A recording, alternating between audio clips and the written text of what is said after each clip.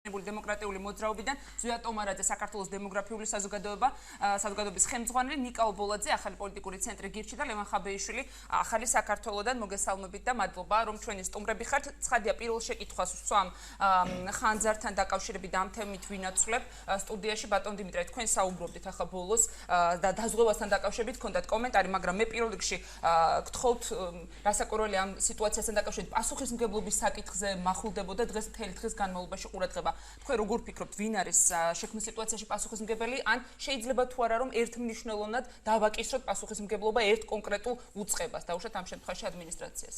საღამოშვიდობის მოგესალმებით, მოგესალმებით თქვენს მაყურებელს, ჩვენს სტუმრებს სტუდიაში, რა თქმა უნდა, ძალიან სერიოზული ტრაგედია დატრიალდა დღეს ვაგზლის მოედნის მიმდებარე ტერიტორიაზე, ბავშვთა სამყაროს მრავალ ასეული კვადრატული მეტრი ფართობი დაიწვა.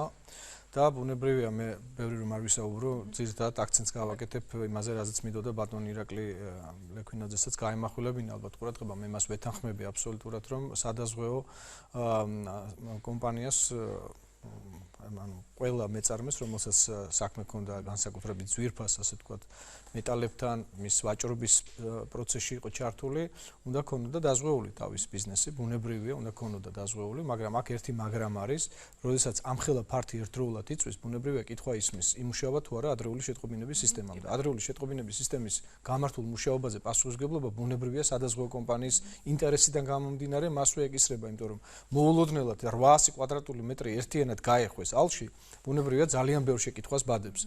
და რა თქმა უნდა, ჩვენმა ექსპერტ კრიმინალისტებმაც უნდა დადონ შესაბამისი დასკვნა ამასთან დაკავშირებით. თუმცა შეიძლებოდა თუ არა ამის თავიდან აცილება ამ ხელა მასშტაბების ზიანისა, ამაზე პირველ რიგში უნდა მივიღოთ პასუხი დაზარალებულების ინტერესებიდან გამომდინარე. ბატონზე თქვენი შეფასებაც მოვისმინოთ.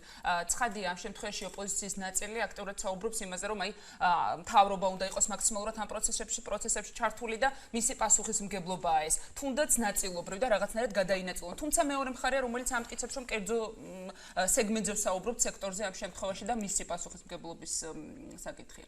როგორც ყველა ხელისუფლება მივესალმებით ჩვენს მაყურებელს, მივესალმებით სტუმრებს, მადლობა მოწვევისათვის. რაც შეეხება თქვენს შეკითხვას, რა თქმა უნდა, ყველა ხელისუფლება და მათ შორის საქართველოს ხელისუფლებაც იმისთვის არის არჩეული და იმისთვის არის ხელისუფლება და თბილისის ხელისუფლებაც მათ შორის, რომ მოაგვაროს ჩვენი მოსახლეობის პრობლემები და გვერდში დაუდგეს მას. აქედან გამომდინარე, რა თქმა უნდა, ძალიან კარგი იქნებოდა თუ იქნებოდა ეს მოგვარებული სადაზღვეო პირობებით, გარკვეული პირობებით, მაგრამ თუ ეს ასე არ არის და არის რაღაც დეტალები ისეთი, რომლებიც ჩვენ არც ვიცით, უნდა მოაგვაროს ეს და ყველგან გვერდში დაუდგეს ჩვენი ხელისუფლების ვალია ეს და მოვალეობა.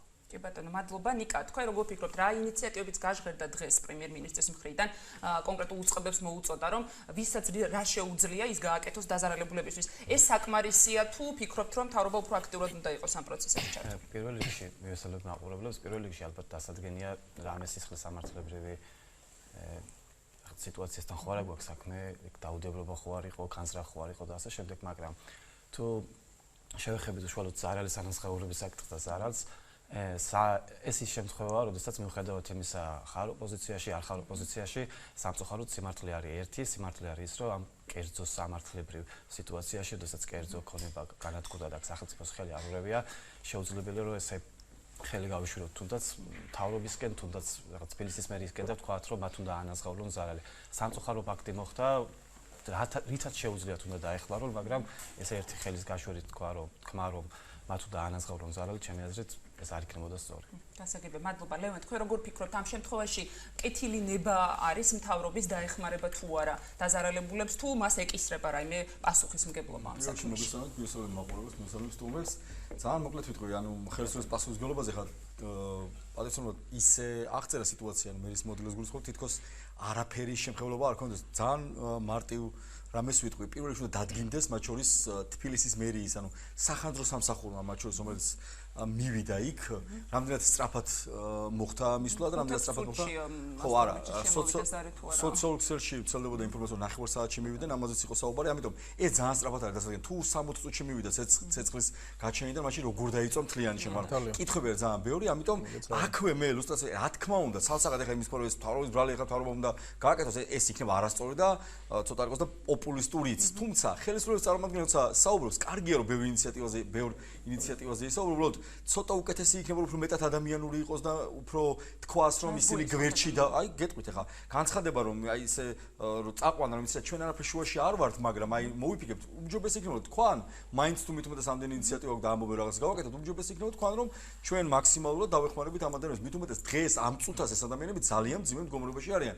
მათ შორის მე ვეთანხმები წარმოთქმას რომ კერძო როცა ადამიანს ამხელა მით უმეტეს ოქროსთან აქვს საქმე დიდ თანხებთან არის საუბარი, თქო ეს უკვე დაზღვეული. თუმცა ხელისუფლება როცა ესეთი რამ ხდება, ინსტინქტი არ უნდა ჩაერთოს რომ ეს ჩემი ბრალი არ არის. პირიქით უკეთესი იქნება მით უმეტეს ინიციატივებზე როცა საუბრობ. რომ ეს ინიციატივები არ უნდა დარჩეს სიტყვებად, არ უნდა დარჩეს ინიციატივებად. ეხლა ბანკზე თქვა რომ ეროვნულმა ბანკმა თქვა, ეს ძალიან მნიშვნელოვანია, რომ სახელმწიფო ჩაერთოს იმაში, რომ ამ ადამიანებს ბანკებთან ურთიერთობაში დაეხმაროს. ეს იქნება მათი მხრიდან ძალიან სერიოზული ნაბიჯი, ამიტომ ეს ინიციატივის დონეზე არ უნდა დარჩეს.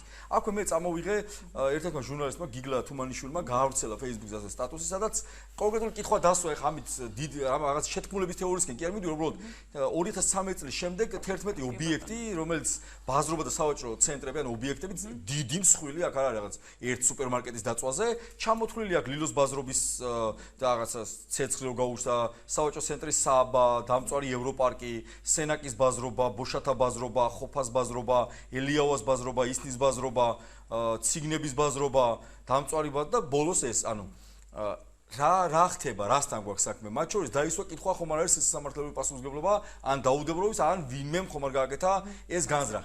ამაზე ძალიან სწრაფადაა პასუხები გასაცემი და ძალიან მოკლედ დავამატებ. დღეს უკვე დღის ბოლოს, როცა მერის მოადგილე საუბრობს, მას უნდა კონდეს უკვე კონკრეტული ციფრები იმასთან დაკავშირებით, რომ სავარაუდო ზარალი რა შეიძლება იყოს. ის ძალიან აბსტრაქტულად საუბრობდა. გასაგებია მუშაობენ, ამას შეიძლება დაჭირდეს 1 კვირა, 2 კვირა, საბოლოო დეტალურად აი რომ ჩავიდეთ ბოლოს, თუმცა დღეს ამ ადამიანებს უკვე ძალიან მოკლე ვადაში, ძალიან ეფექტური პასუხები ჭირდებათ, რომ სავარაუდო ზარალი რა შეიძლება იყოს, დახმარება რა მასშტაბი შეიძლება იყოს. თქვა რომ სარეზერვო ფონდი აქვს. უნდა ისაუბროს რა ციფრებზეა საუბარი, რამდენი შეიძლება რომ დაეხმარონ და ასე შემდეგ. ანუ ის რასაც საუბრობენ, საჭიროებს მეტ დეტალიზაციას. თორემ იმ ნაწილში რომ ეს დაზღვეული უნდა ყოფილიყო ამაზე, ყველანი თავხდებით, თუმცა ინსტინქტი ხელისუფლების უნდა იყოს, რომ ადამიანებს დაეხმარონ და არა ისე რომ ეხა ეს ჩვენი ბრალი არ არის. მათ შორის ბრალეულობა უნდა დადგინდეს, სახანძრო ეკიპაჟი რამდენად დროულად მივიდა, რამდენად სწრაფად მოხდა ლოკალიზება და ასე შემდეგ. გასაგებია, მადლობა ლევან და გადავდივართ მთავარ თემაზე მეორე ბლოკის, როგორც დავანონსე საუბრობთ მიწის უცხოელებისთვის მიყიდვის წესთან დაკავშირებით და ვიწყებ ბატონ დიმიტრისგან, რასაკვირველია ამავე თემაზე ბატონ ზვიადიც უნდა მოგვიანებით ჩაერთვება, იმიტომ რომ თქვენ თვლით, რომ საკანონმდებლო ინიციატივა შეიმუშავეთ და თვლით, რომ საჭიროა კონსტიტუციაში შევიდეს ცვლილება, მე როგორც მივხვდი კონკრეტულად მიწების გასხვესებასთან დაკავშირებით, როგორც ვიცი, რატომ არის ეს საკითხი, როგორ ფიქრობთ თქვენი აზრით ასეთი მნიშვნელოვანი? მე მახსოვს თქვენ ჩემთან სტუდიაში საუბრობდით, აი როდესაც საკონსტიტუციო ცვლილებებზე გქონდა ხოლმე გადაცემები, რომ არ არის ეს კონსტიტუცია ის ასე ხშირად რომ იყოს საჭირო ცვლილებები და ასე ხშირად შევიტანთ, მათ შორის ეს იყო ქვეყნის ევროატლანტიკური მისწრაფებების შესახებ ცვლილებებთან დაკავშირებით. რატომ ფიქრობთ, რომ ამაზე უნდა მოხდეს საკონსტიტუციო ცვლილება? დიახ, ქალტურ მაია, პირველ რიგში მოგახსენებთ, რომ საქართველოს კონსტიტუცია, ზოგადად კონსტიტუცია ეს არის სოციალურ-პოლიტიკური აქტი, რა თქმა უნდა, სამართლებრივი აქტი და ამავე დროს ის არის საზოგადოების მხრიდან წამოსული ძირითადი გზავნილების ერთობლიობა, თანხმდებით ამაზე. ევროპაში მას შიშების დოკუმენტსაც უწოდებენ და ყველა ის გამოხატული, ასე ვთქვათ, შიშნარევი დამოკიდებულება, რომელიც ეგზისტენციალურ საკითხებთან არის დაკავშირებული, რა თქმა უნდა, თავს იყრის ხოლმე ქვეყნის კონსტიტუციაში. მე მოგახსენებთ, რომ 2010 წელს მეშვიდე მოწვევის პარლამენტში მაქსიმალურად ვცდილობდი, რომ მიწასთან დაკავშირებული რეგულაციები, საკუთრებასთან დაკავშირებული, მიწის საკუთრების რეგულირებასთან დაკავშირებული კონსტიტუციური კანონის პროექტი გამეტანა. თუმცა მაშინ ჩემს უკან არ იდგა პოლიტიკური ძალა და 2010 წელს არ ვიცი თქვენ იყავით თუ არა მაშინ აქტიურ ჟურნალისტიკაში ჩართული, მაგრამ ჩემი გამოსვლები საქართველოს პარლამენტის პლენარულ ცდომათა დარბაზში ხმად მღაღადებლისა რჩებოდა უდაბნოსა შინა. მაშინაც და დღესაც დღეს განსხვავებით მაშინდელისგან აღარ ვარ მარტო, არიან ჩემს გვერდით ჩემი მეგობრები, მინდა მადლობა გადაუხადო ლევან ვასაძის ფონდის აღმასრულებელ დირექტორს ბატონ ზვიად ტომარაძეს, რომელმაც პირადად იშრომა იმისთვის, რომ ტექსტის გარკვეული ფაბულა შეგვემუშავებინა. მადლობა ყველა იმ აკადემიური წრის წარმომადგენლებს, რომლებიც წლების განმავლობაში იღწვოდნენ, მუშაობდნენ ბატონ პაატა კოღუაშვილს, ბატონ მიხეილ ჯიბუს, ქალბატონ ნანა შაველაშვილს, ყველა იმ ღვაწლმოსილ ადამიანს, რომელთა შრომის შედეგია ის, რომ დღეს წარმოიშვა ამ საკანონმდებლო ინიციატივის უბრალოდ კონსტიტუციური კანონის პროექტის შემუშავების აუცილებლობა და დემოკრატიული საქართველოს გახლავთ ინიციატორი საქართველოს სახელმწიფო საკონსტიტუციო კომისიაში ამ ინიციატივისა და მინდა გითხრათ რომ პირველად ალბათ დღეს რეალურ ქართულ პოლიტიკურ სივრცეში პირობითი რეფლექსი არ გამოულენია ხელისუფლებას ნეგატიურ ჭრილში განეხილა ოპოზიციის ინიციატივა. პირველად საქართველოს უახლეს ასე ვთქვათ პოლიტიკურ რეალობაში მოხდა ის რომ იგივე კომისიის თავმჯდომარე, იგივე სპიკერატი მინდა მადლობა გადაუხადო მათ ქალბატონ მანანა კობახიძეს, ქალბატონ ირმა ინაშვილს, პარლამენტის წევრებს ქალბატონ სალომე ზურაბიშვილს აკადემიური წრეების იმ წარმომადგენლებს, რომლებიც გახლავენ ექსპერტები ამ კომისიაში. მხარდაჭერა გაქვთ ხელისუფლების მხრიდან ამ საკითხში? ცალსახად იყო მხარდაჭერა არა სრული მოცულობით, ასე ვთქვათ, იმ ინიციატივის გაზიარებისა, რაც ჩვენს მიერ წარმოქმნილი იქნა, როგორც მოგახსენეთ კანონის პროექტის სახით, არამედ ზოგადად თანხმდებით იმაზე, რომ შემზღუდავი ნორმა მიწის საკუთრებასთან დაკავშირებით, ანუ მიწაზე საკუთრების რეგისტრაციის უფლებასთან დაკავშირებით უცხო ქვეყნის მოქალაქეებისთვის და მოქალაქეობის არ მქონე პირებისთვის აუცილებელია შემოვიდეს საქართველოს კონსტიტუციაში. შემზღუდავი ნორმა, ანუ სრულ აკრძალვას გულისხმობს, არ ვიცი ჩადებული გაქვთ რაღაც გარკვეული პუნქტები, რომელიც არ გულისხმობს დაუშვათ რომ სრულად დაიკრძალოს, შეიძლება იჯარით გადაეცეს, არ ვიცი რას ეხება ეს ინიციატივა. კი ბატონო, მე მინდა კონკრეტულად ის ერთი აბზაცი წაგიკითხოთ, რომელიც ჩვენი კონსტიტუციური კანონის პროექტით არის წარმოქმნილი, მიწა როგორც სასიცოცხლოდ აუცილებელი, სტრატეგიული, შეუცვლელი, გაუმრავლებელი, მილევადი და ამავდროულად ძნელად აღდგენადი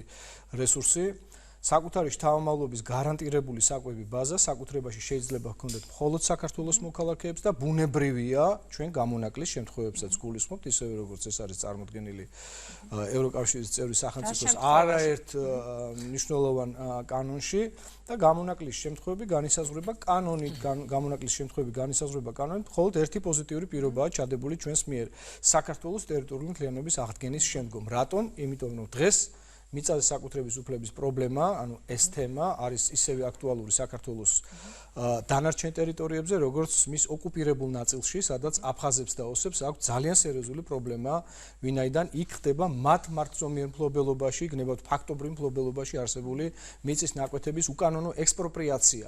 ვისგან როგორ ეს ცალკე საგანია ბუნებრივია მსჯელობის, მაგრამ ფაქტია, რომ დღეს მთელ საქართველოზე მიწა საერთაშორისო საბაზრო რეგულირების ობიექტი აღარ უნდა იყოს იმ პირობით, რა პირობასაც ითვალისწინებდა აქამდე არსებული კანონმდებლობა და გეტყვით, რომ ჩვენ არ გაგვაჩნია მიწის კოდექსი, ჩვენ გაგვაჩნია ორი მარეგულირებელი ნორმა, ეს არის სტატუსის ცვლილებასთან დაკავშირებული და სასოფლო-სამეურნეო მიწის დანიშნულებასთან დაკავშირებული და ერთიც და მეორეც არამც თუ რეფორმას არ ემსახურებოდა პირიქით აღვირახსნილი ტოტალური გასხვისების კამპანიის საკანონმდებლო ბაზას წარმოადგენდა დღემდე.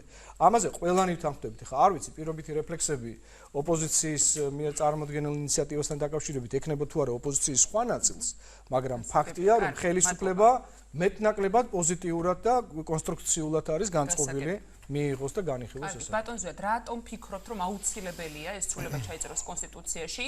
რა არგუმენტები გაქვთ ოპონენტებისთვის?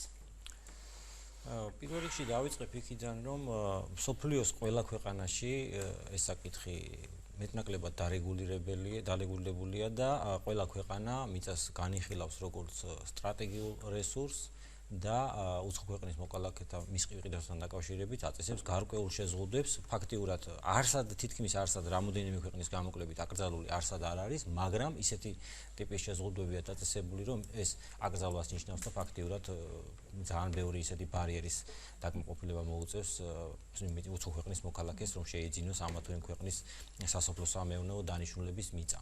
მე სხვათა შორის ძალიან გამიკვირდა, როდესაც ბევრი ადამიანი, სხვა ძირითადად არასამთავრობო ორგანიზაციები და სხვადასხვა პოლიტიკური ორგანიზაციები ამ საკითხს დაუშვათ დაუპირისპირდნენ, იმიტომ რომ ჩვენ შეგვიძლია ვიდაოთ დაუშვათ როგორ ავირჩიოთ დაუშვათ პროპორციული სისტემით თუ მაჟორიტარული სისტემით და სხვადასხვა საკითხებზე ვიმსჯელოთ და ვიდაოთ, მაგრამ ეს არ არის ის საკითხი, აი როგორც იტყვიან ეს სტორგნიუმესცენ ეს კეთეთ ფილმში. ანუ ამაზე დავა არ უნდა იყოს. არ უნდა იყოს, რა თქმა უნდა, იმიტომ არ უნდა იყოს, რომ მრავალი ფაქტორია ამის საპირწონე თუ რატო არ უნდა იყოს. პირველი მე გითხარით, რომ სოფლიოს ყველა ქვეყანაში ეს საკითხი დარეგულირებულია მეტნაკლებად. ისეთი აი მაგალითად ამერიკის შეერთებულ შტატებში 1%-ზე მეტი არ არის გასხვისებული უცხო ქვეყნის მოქალაქეებზე. თურქეთი აგერ ჩვენი მეზობელ ქვეყანაში 2.5 ჰექტარზე მეტი. იმ ქვეყნებში აქვთ ადამიანებს ძალიან ხშირად არის ხოლმე ხაზგასმული და პრინციპში მე მაქვს ინფორმაცია პირადად ჩემი გამოცდილებითაც არის ხოლმე ასეთი არგუმენტები რომ არ აქვთ ადამიანებს ამ მიწების დამუშავების შესაძლებლობა ფინანსურ შესაძლებლობებს გულისხმობ. როდესაც მოყვავს სხვა ქვეყნების მაგალითები ხა ამერიკა ახსენეთ. ხომ არ ფიქრობთ რომ ძალიან დიდი განსხვავებაა ფინანსური თვალსაზრისით ამერიკისა და საქართველოს მოქალაქეებს შორის. აი თუ ვერ ამუშავებს ეს ადამიანი მიწას და ასეთი დაუმუშავებელი არის ბევრი. რა ხდება ამ შემთხვევაში? არ გავასწროთ იყოს დაუმუშავებელი. საქმე იმაშიც გახლავთ რომ საქართველოს არ გააჩნია სასურსათო ეკონომიკური უსაფრთხოება. ეს მაყურებელმა რომ ნათლად გაიგოს რაზეა საუბარი, ეს არის ადგილობრივი კვების სურსათით საკუთარი მოსახლეობის გამოკვება. სამწუხაროდ დღეს 85% არის იმპორტული და ეს არის სრული კატასტროფა ჩვენაერი ქვეყნისთვის და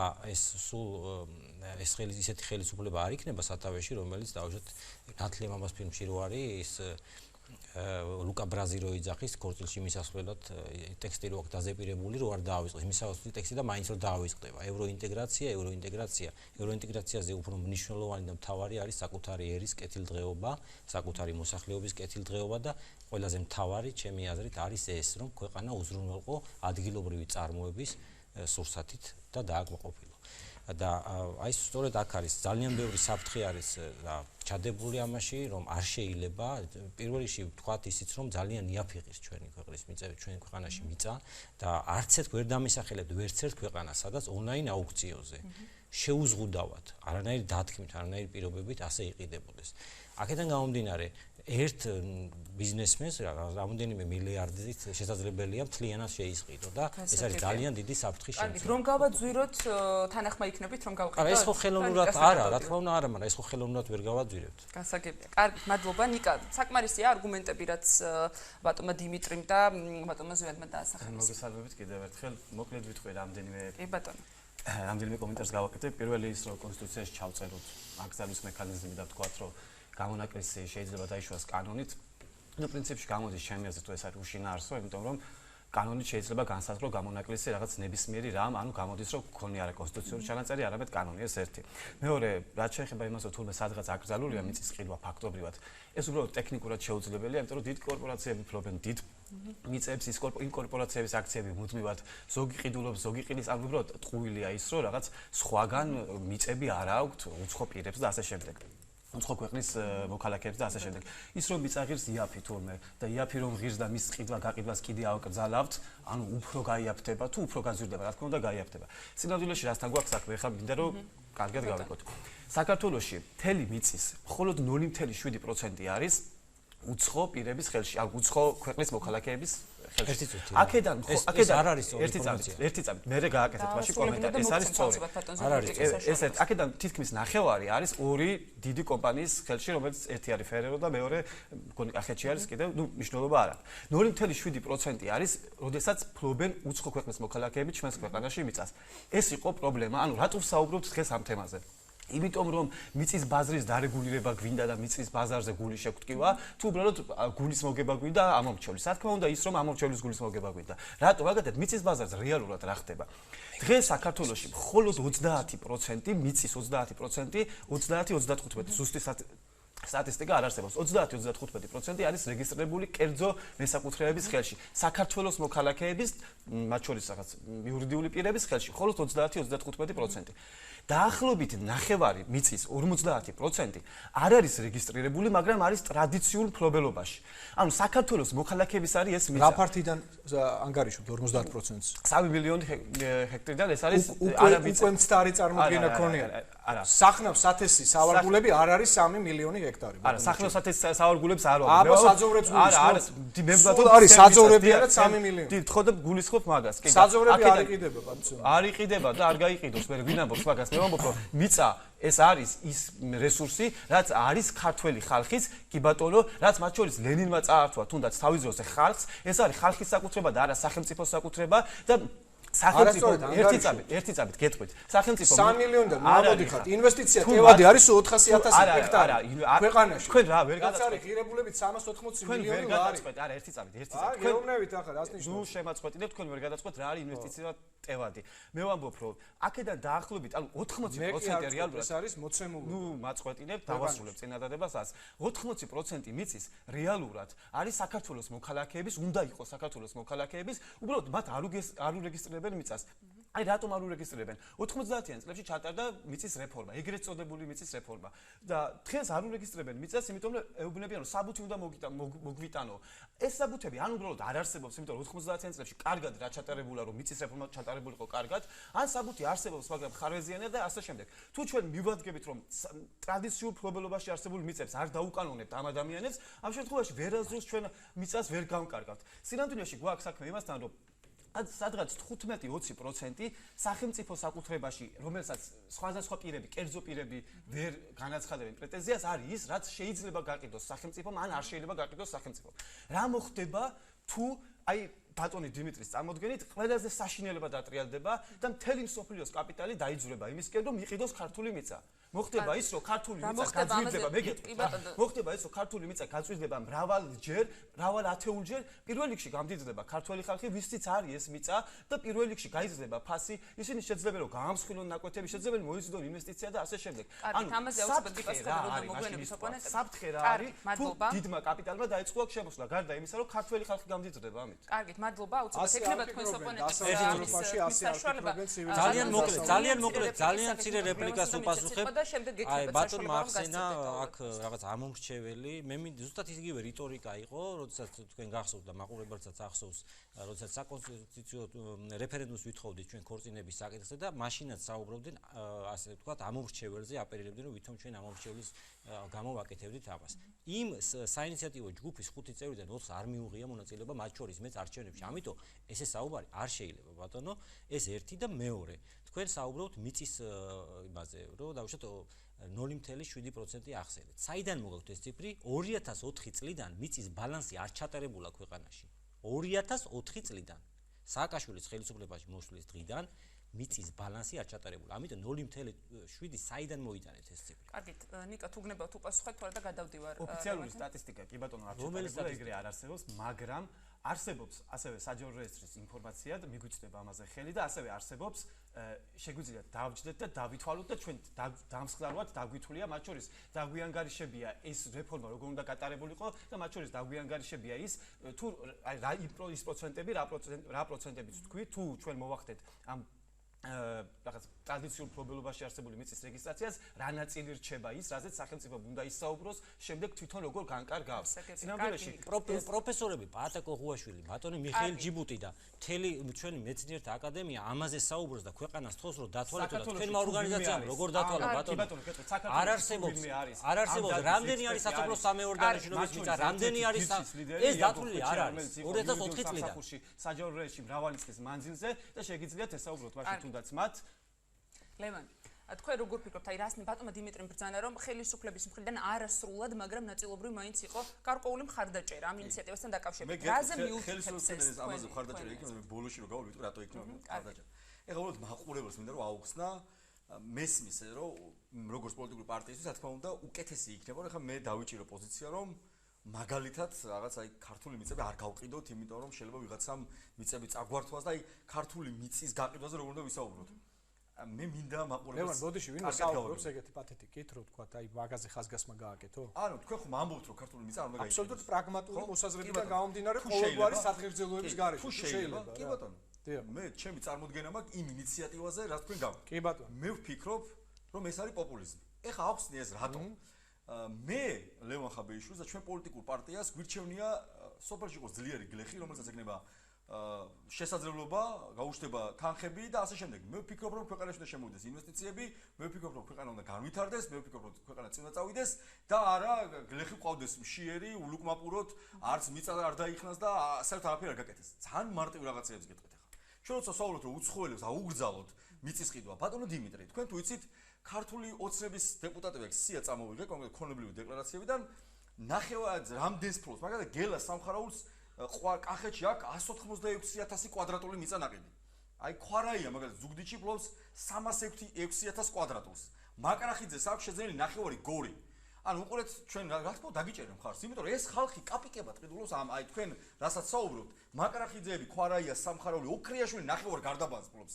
ეს ხალხი ამ მიწებს და YouTube პირებს უკაცრავად. კაპიკებად ყიდულობენ, კაპიკებად და ჩვენ თუ ვიტყვით რომ ეს ახლა უცხოელებს საერთოდ არაფერი არ მივცეთ, აქ კიდე ესეთი მინი ოლიგარქები რო ყავს 9 საქართველოს იყიდნენ. აი რა მნიშვნელობა აქვს, აი ძალიან მაინტერესებს მიწა რომელიც მაგალითად აქ მაკრახიძეს და მაკრახიძე არის გორის პრეზიდენტი და გუბერნატორი, იმიტომ რომ 300,000 კვადრატზე მეტია კაცო ამ ადამიანს მიწა იქ. და რატომ არ უნდა მივცეთ უცხოელებს? მე წამოიღე მაგალითი, აი უცხოელების მიწის მიყიდვაში რატო გონია რომ ამ მიწას ამოგლეჯავენ და წაიღებენ აქედან. ბაზალეთის ტბაზე რომ თქვენ ბევრჯერ იქნებით დარწმუნებული ვარ ნაყოფი. ბაზალეთის ტბაზე რომ სასტუმრო კომპლექსი ააშენეს, თქვენ ხომ დადიხართ იქ მათ შორის ტრენინგებზე ყოფილი ვართ, სხვადასხვა საერთაშორისო ორგანიზაციების შეხვედრაზე ყოფილი ვართ. ეს არის უცხოური ინვესტიცია და მათ შორის ტერიტორიაც არის უცხოელების. მათ ეს არ მოუკიდიათ. ეს საკუთრებაში აქვს რა ლევან, თქმა უნდა საკუთრებაში. კი, საკუთრებაში აქვს. აქვე მე წამოვიღე რომ ლევან, მაგი რამდენიმე შესაბამისობაში ეგ შედარება ერთ წამთ გადაწყვეტილი. რამდენიმეს ვიტყვი, სტატუსი შეუცვალეს მათ კი, რა თქმა უნდა შეუცვალეს. სასოფლო სამეურნეო მიწას შეუცვალეს რა თქმა სტატუსი უნდა, ისე კი, შეიძინეს და გააკეთეს თავისი ბიზნესი. კი ბატონო, ეს სხვა შემთხვევა. ძალიან მინდა რომ მაყურებელს ჩვენ სასურსათო პროგრამის ფარგლებში ვჟელობთ სახნავის სათესი მიწების გასხვისების მიზეზი შეცვლილობა. სახნავს აი მაქადეც მივა ძალიან გთხოვთ უბრალოდ მინდა საბა ბაზალეთის სასტუმრო კომპლექსი რატომ მოიყვანა? რატომ მოიყვანა და იმიტომ რომ ეს მიწაც უცხოელებმა იყიდეს შეუწყვეტ. ეს არის არასასოფლო სამეურნეო დანიშნულების მიწა. მათ შორის თავდაპირველად იყო სასოფლო სამეურნეო შეუწყვეტ. ამ მნიშვნელობა კი ხა ამას გადაწყვეტილების მნიშვნელობა არ აქვს. მე მინდა მაყურებელს გავაგებინო რომ უცხოელებმა რომ ეს მიწა იყიდეს, არაფერი ხალხო ამით არ დაშავებულა, შეგიძლიათ ნახოთ რომ იქ არის იდეალური სასტუმრო, მათ შორის პატივცემულებიც დარწმუნებული ვარ მეც ხშირად ვარ სხვადასხვა საერთაშორისო შეხვედრებზე ნაყოფი და დღეს ძალიან ბევრი ადამიანი სარგებლობს აი ამ სასტუმროთი და აქვე არის რომ 400-მდე ადამიანი არის დასაქმებული.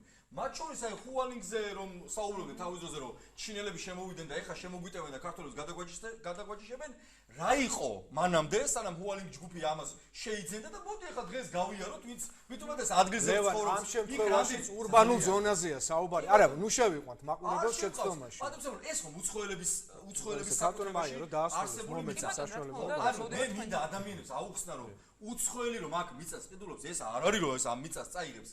მით უმეტეს მასშტაბებზე რაც ისაუბრა აბსოლუტურად ადეკვატურია. შეთანხმებით წაღება წაუღიათ კიდევაც. მოუჭრიათ და წაუღიათ ზედაპირ. 0.7 ახლა სტატისტიკაში ნამდვილად არ ვიცი და რაც იმის არ ვიცი მას ვერ ვიტყვი. უბრალოდ ის რომ ეს ძალიან მცირე წილია, ამაში აბსოლუტურად დავეთანხმები და ძალიან ისე მოკლედ მინდა რომ თქვა, მინდა დავეთანხმო. ყველაზე მნიშვნელოვანი რა ის სანამ იმაზე ვიდავებთ რომ ეს უცხოელს მივყიდოთ, არ მივყიდოთ, არ მივცეთ ახლა კონსტიტუციაში ჩავწეროთ რომ არავის არ მივცეთ, ანუ თქვენ ხვდებით რა მოხდება? მაკრახიძეები დაიპყრობენ ნახევარ საქართველოს. კოლექტიური მაკრახიძეები, კოლექტიური ოქრიაშვილები, კოლექტიური სამხარაძეები და სამხარაულები, ეს ადამიანები კაპიკებად იყიდნენ ამას და ნახე მიწას დაალპობენ დაუმუშავებლადაც. იქ არც გლეხს არ შეუშვებენ, არც ამუშავებსაც არ გააკეთებენ. არც კონკურენცია არ იქნება, ხვდებით? პროდუქტზე მათ შორის შეიძლება რაღაცის ბიზნესი აქვს დმანიში, მიწას მარტო იმიტომ იბეძოს, თვითონ მოყავდეს. ნახევარ მიწას ისე დატოვებს, იმიტომ რომ სხვა კონკურენტმა არ მოიყვანოს. აი კონკურენცია საერთოდ არ იარსებებს. ასევე მინდა თქვა რომ აი ხო გავაგზელო. ანუ ეხვალაზე მნიშვნელოვანი რა არის? იცით, აი мама პაპისეული მიწა რომ აქვს სოფელში და გლეხებს მინდა უთხრა, რეალობაში ყველაზე მეტი პრობლემა თქვენ რომ მიწები გაქვთ და სახელმწიფო ამას რეგისტრაციაში არ გიტარებს და სახელმწიფო საკუთრებაში არ გადადის. მათ შორის პრობლემა გაქვთ ბანკებთან ურთიერთობაზე, იმიტომ რომ ქონებით ვერ უზრუნველყავთ მარტო იმის გამო რეგისტრაციაში არ გადაატარებულ. სახელმწიფო რა უნდა ქნეს? კონსტიტუციაში ჩაწერას და კომისიების შექმნას ძალიან სწრაფად გასაკეთებელი არის ეს რომ რაიმე ჯგუფი შეიქმნას, რომელიც ადგილზე ამ გლეხებთან მათ შორის თვითმმართველობები დაიქმნან. ის კი არა რომ ეხლა თქვენ გლეხებმა იარონ იუსტიციის საკლებში და დაიქირავონ იურისტები მერე დააჰეჯირონ რაღაცეები როგორც ეს თავრობეუნება აიყვანონ ის არა სახელმწიფომ უზრუნველყოს პროგრამა რომ ამ ადამიანებს გლეხებს გულისხმობ სოფელში მიწის ნაკვეთები რომელზეც არ ედავება არ ყავს მომიჯნავი არავინ არ ედავება აბსოლუტურად არავინ ამ ადამიანებს საკუთრებაში გადავწყვეტ უნდა დამუშავება კაცო დაამუშავონ მათ შორის ვეთანხმები ეს მიწა შეადგენს დაახლოებით 60-70% მინიმუმ ანუ ამ სასოფლო სამეურნეოს განსაცვალებლად ამიტომ ხალხო იცით რა არის მე ცუდი ეხლა შეიძლება ვიღაცას დასჭირ შტაბში რომ აი რა სიძახის ეს ახალგაზრდა ბიჭის მიწები გაყიდონ კი არა მე მინდა რომ სოფელი იყოს ძლიერი მეტი ინვესტიცია მათ შორის უკრაინაში შეუძლებელია ამაში არ დაგეჭირა უკრაინაში მასშტაბები არის ძალიან დიდი ჩვენი გუნდი მათ შორის გიორგი ვაშაძე ძალიან ბევრ პროექტს ვაკეთებთ და სხვათა შორის ძალიან მალე უკრაინის ხელისუფლებაც იმ შეზღუდვებს აქვს მიწის გასხვისებაზე მოხსნის უკრაინაც კი რომელიცაც იქ თქვენ წარმოიდგინეთ მასშტაბიც ბევრია, ბაზარიც ბევრად მეტია, მიწაც ბევრად მეტია და ამავდროულად ანუ ეს სახელმწიფოც კი მიდის იმაზე რომ ეს რეგულაციები მოხსნას, იმიტომ რომ მეტი ინვესტიცია შემოვიდეს. აბსოლუტურად მართლა თქვა, ნეტა ვინმე დაიწრას და ის მიწები, რაც გლეხებს იქით დარჩება, რაც ეხა აი სხვათა შორის მე წინა გადაცემაში რო ვიყავი ბაბუოჩემა მომცა შენიშნა, როცა ამ საკითხზე საუბრობ და მაქსიმალურად ვთილობ რომ კარგად ახსნა. ბაბუოჩემის პოზიცია იყო რომ ამაზე როგორ საუბრობო მიწის გასხვისებაზე, ძალიან ნეგატიური შეფასება ქონდა და მე მინდა როგორც ბაბუოჩეს, მათ შორის მისი ასაკის თაობის ადამიანებს აუხსნა რომ მე ვსაუბრობ კეთილდღეობის შექმნაზე, მე ვსაუბრობ ინვესტიციებზე, მე ვსაუბრობ იმაზე რომ ხალხო უცხოელი არ არის ისა ქვია მანდამაიც წერი რომ ეხაც მიწა მივყიდო და ზურგზე მოიყიდოს. იყიდეს მიწას, უცხოელი მიწას ტყუილი არ იყიდეს და არც გააჩერებს. ეს შეიძლება მაკრახიძემ და იმან რა ქვია ქვარაიამ გააჩეროს მიწა და არაფერი არ გააკეთოს და უცხოელი თუ იყიდეს ინვესტიციასაც ჩადებს. კონკურენციას გაიზრდება, მიწის ფასიც გაიზრდება, გლეხს მეტი საშუალება ექნება, ადამიანების დასამდებება, ეკონომიკა გაჯასახდება. ავირჩიოთ ან პოპულიზმი და პოპულისტური განცხადებები რომ ქართულ მიწას ჩვენ არ გავყიდით და მეორე მხარეს არის ინვესტიცია, ეკონომიკური და გლეხების კეთილდღეობა. აი ეს არის ჩემო კარგო ადამიანებო, ჩემი აზრი ამ ძალიან კარგი, ძალიან დიდი მადლობა ბატონ დიმიტრის საშუალება, მაგრამ რეკლამა ველოდება უკაცრავად ბატონ დიმიტრის შემდეგ რომ აღარ შეგაწყვეტინოთ, მოდით რეკლამას გამოვაცხადებთ და რამდენიმე წუთში დავბრუნდებით პირდაპირ ეთერში რეკლამის შემდეგ. პირდაპირ ეთერში რეკლამის შემდეგ და ბატონ დიმიტრის უნდა მივცე შემდეგი სიტყვა შენიშვნა მომცა რომ რატომ არ გამაგრძელებინეო, მაგრამ სხვანაირად არ გამოდიოდა რეკლამის დრო იყო ბატონ დიმიტრი. გისმენთ, არ გაწყვეტინებთ? სერიოზულად მომიერთეთ. თქვენი არგუმენტებით არა რა თქმა უნდა. გისმენთ. ხო, უბრალოდ ძალიან ბევრი ისაუბრა ერთმა მეგობარმაც, მეორე მეგობარმაც, ბატონ ლევანის ბაბუას მინდა მივესალმო პირველ რიგში ჩვენი ტელესტუდიიდან. გამომდინარე იქიდან რომ ეს ადამიანი ნამდვილად გულწრფელი იყო და ნამდვილად მართალია, როდესაც საკუთარ შვილიშვილს ვერ უგებს იმ ფრაზებში და იმ გამონათქვამებში, რომელიც ესეხელაღებით მარტივად საბაზრო ეკონომიკის პრინციპებიდან გამომდინარე ქართული მიწის გასხვისებასთან დაკავშირებით გარკვეულ ლოიალობას გულისხმობს. ვინ თუ არა ბატონ ლევანის ბაბუამ, ალბათ გურიაზია საუბარი, ხო? გურულმა ჭკვიანმა კაცმა იცის რომ საქართველო არის სოფლის ცივილიზაციის ქვეყანა. დიახ, ის რომ ბატონ ლევანი ბრძანებდა და ამაში შეუძლებელია მას არ დავეთანხმეთ რომ მთელი ამ ხნის განმავლობაში მიწის რეფორმამ ვერ იმუშავა. დაწყებული 1995 წლიდან, როდესაც პრივატიზაციის სამინისტრო შეიქმნა, როდესაც კოლექტიური მაკრახიძეების ხელში ჯერ კიდევ მაშინ 200, 300 და 500 ჰექტარი მიწა გადადიოდა თითოეული ადამიანის ხელში და შემდგომში ხდებოდა 50 წლიანი თუ 59 წლიანი იჯარით მიწების გაცემა. და ამ გაცემაში ცალკე სპეკულირება ხდებოდა. დღესაც რომ ესეა, რომ 6 მილიონი ლარი არის 6 მილიონი ამერიკული დოლარი არის ინვესტირებული 2016 წლის მეორე ნახევარში და ინვესტიცია იმას კი არ გულისხმობს რომ სასოფლო-სამეურნეო დანიშნულების მიწების დამუშავებისა და სოფლის მეურნეობის პროდუქტების მოყვანის გზით მომხდარიყო ამ ინვესტიციის მომსახურება. არამედ იმას რომ ყიდულობენ, აძინებენ, ასვენებენ და შემდგომში ყიდიან, ისე რომ ფაქტობრივად კახეთში, ალაზნისველზე, შიდა ქართლში, ჯავახეთის ზეგანზე თუ კოლხეთის დაბლობზე ნაყიდი მიწები მხოლოდ სპეკულაციის საგანია, მეტი არაფრის.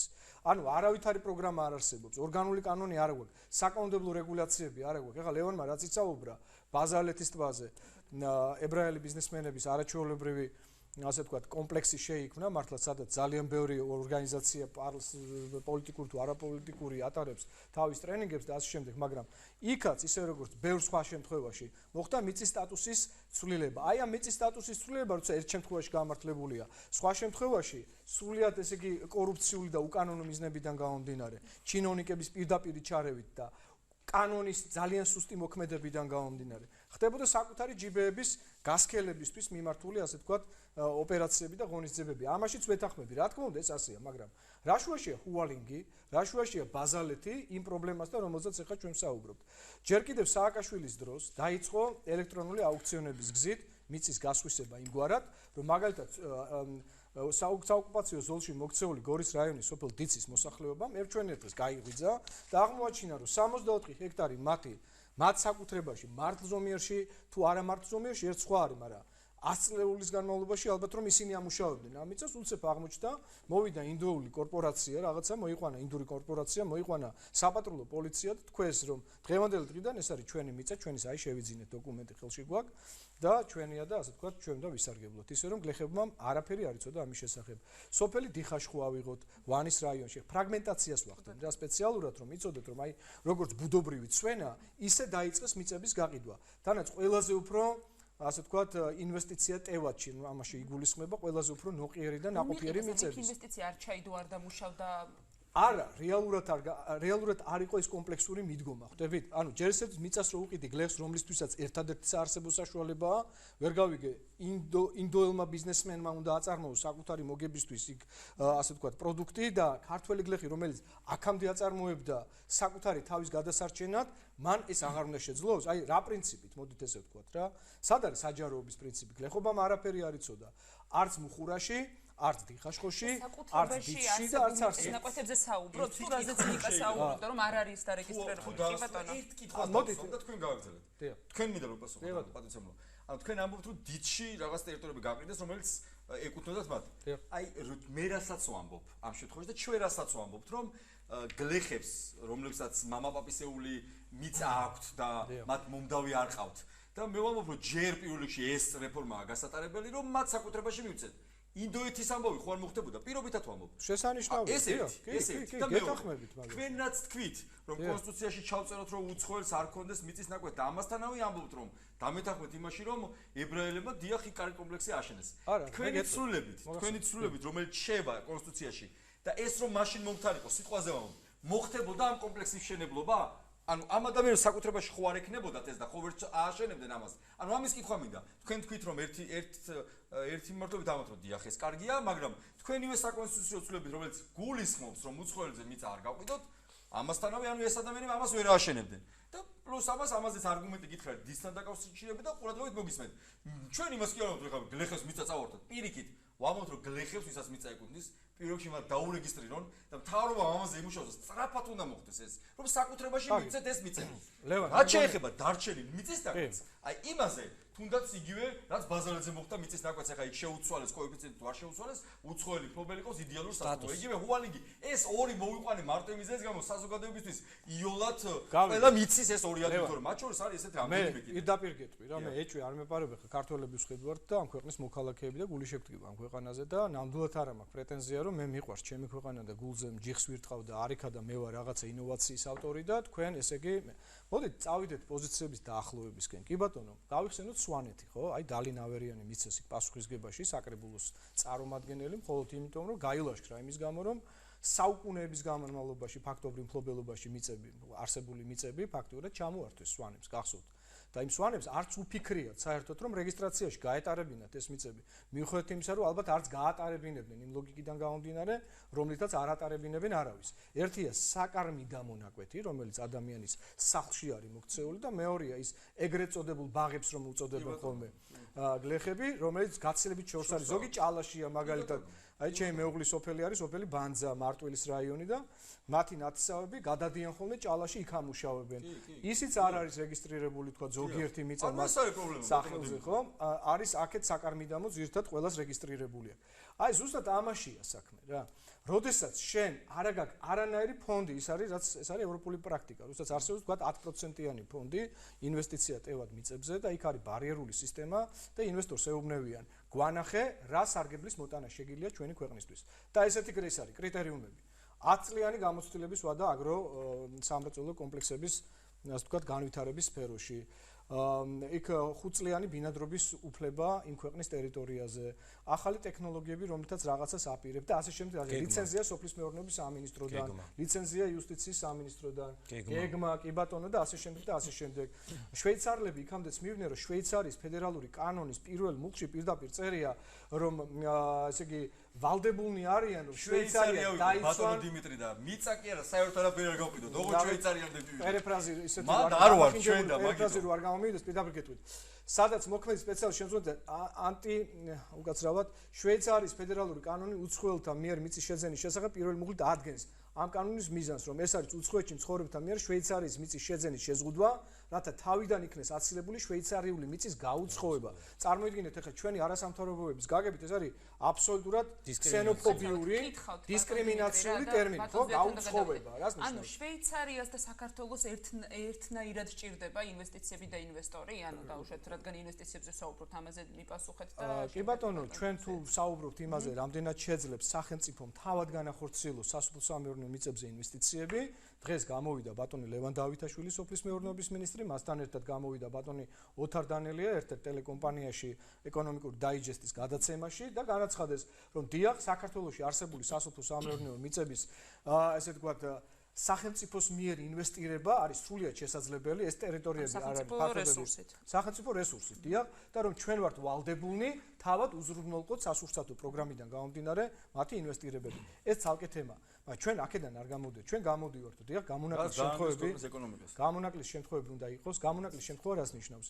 ვიღებთ ჩვენი ინვესტიცია ტევადი ფონდიდან გარკვეულ თქვა 5%-ს და ამ 5%-ზე იწყება კონკურსის პრინციპითა და გარკვეული კანონმდებლობით გათვალისწინებული კრიტერიუმებით ინვესტორის შემოსვლისა და ამ ინვესტიციის განხორციელების კონკრეტული პირობის შესწავლა.